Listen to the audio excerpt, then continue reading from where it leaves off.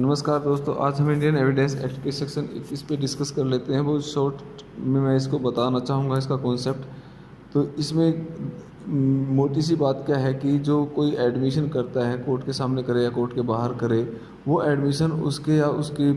जो भी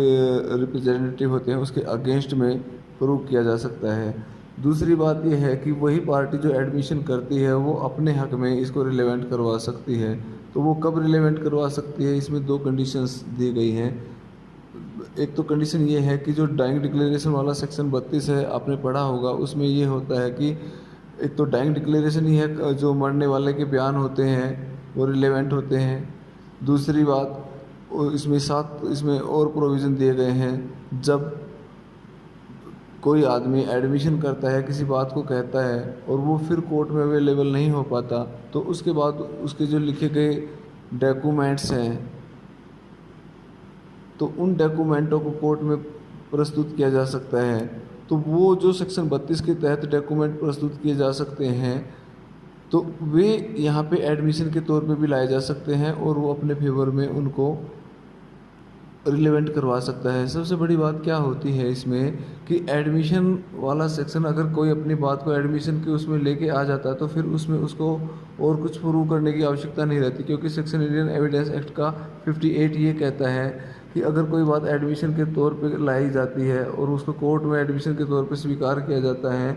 तो फिर उसको उसमें कोई और बाकी बात प्रूव करने की आवश्यकता नहीं है जब तक कि कोर्ट ना चाहे।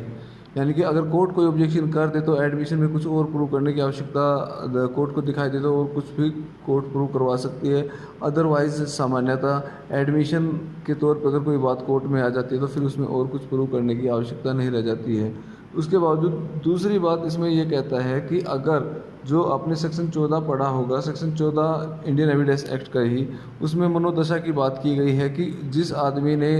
जो कंडक्ट किया है या जो उसका, मैं इसको एक एग्जांपल के तौर पे बताता हूँ। जैसे मान लो किसी आदमी ने चोरी का माल खरीद लिया, चोरी का माल खरीदने के बावजूद उस पर ये, एक तो ये आरोप है कि उसने चोरी का माल खरीदा। दूसरा आरोप उस पर ये है कि वो चोरी का माल उसने ये इसको पता होते हुए खरीदा है कि ये चोरी का माल था। तो इसमें फैक्ट इन इशू दो चीज़ हो गई, एक तो उसने चोरी का माल खरीदा, दूसरा ये कि ये उसको जानता था कि चोरी का माल था, उसके बावजूद उसने खरीदा। तो जिस आदमी को एक्यूज़ बनाया गया है चोरी के माल में, या जो एक्यूज़ आदमी है, वो कोर्ट में ये प्रूव कर सकता है कि जी देखो, जिस टाइम पे मैंने ये माल ख़रीदा था उस टाइम मैंने प्रयास किया था, मैंने इस बात की जानने की कोशिश करी थी कि ये माल आप इतना सस्ता क्यों बेच रहे हो। उसके बावजूद भी उस आदमी ने अपनी मजबूरी दिखा करके कि भाई मेरी कोई दूसरी मजबूरी है, मैं इसलिए इसको बेच रहा हूँ,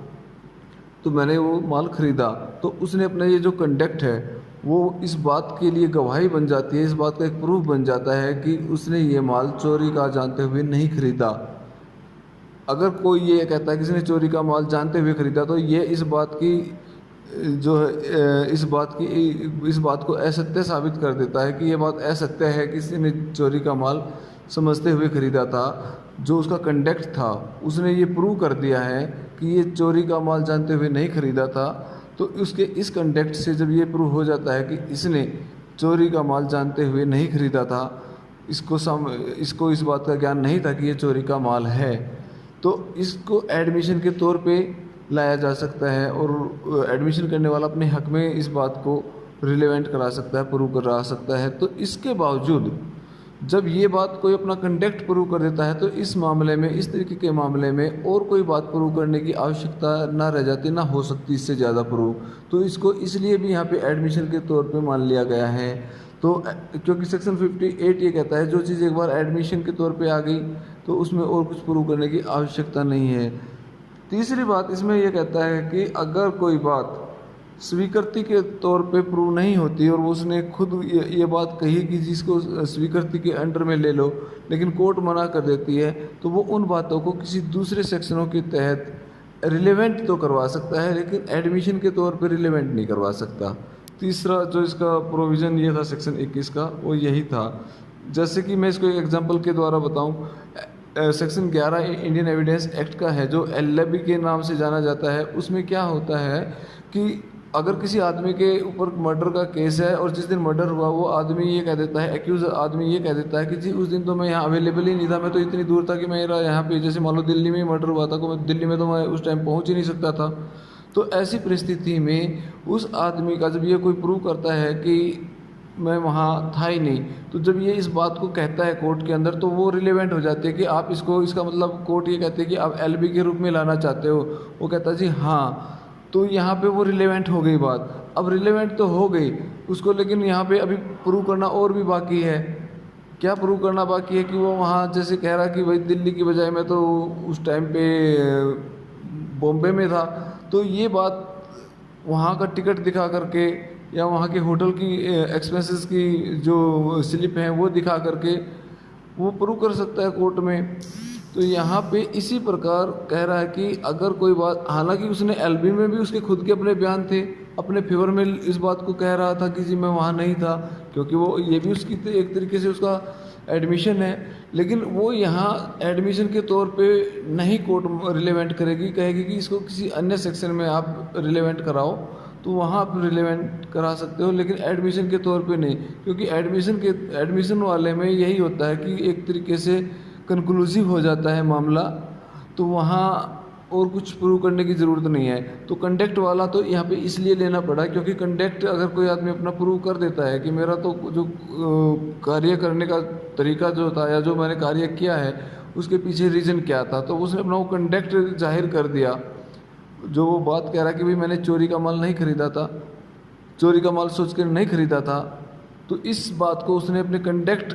से प्रूव कर दिया। तो इससे आगे इसमें और कुछ प्रूव करने की गुंजाइश रह नहीं जाती। तो कहा इसमें एक्ट में, मैं ये बात इसलिए बता रहा हूँ कि इन्होंने सिर्फ इसी सेक्शन को यहाँ पे सेक्शन 14 वाली जो बात है उसी को यहाँ पे इसने रिलेवेंट के तौर एडमिशन के तौर पे रिलेवेंट क्यों माना। तो इसके पीछे रीज़न यही है कि जब आदमी अपना कंडक्ट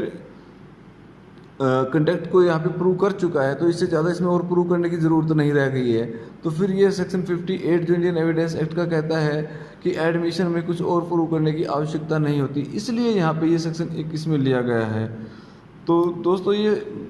मेरे अनुमान से ये आप लोगों की समझ में आ गया होगा सेक्शन 21। फिर भी अगर कोई बात इसमें क्यूरीज है आपकी तो आप मेरे को कांटेक्ट कर सकते हैं। थैंक यू दोस्तों।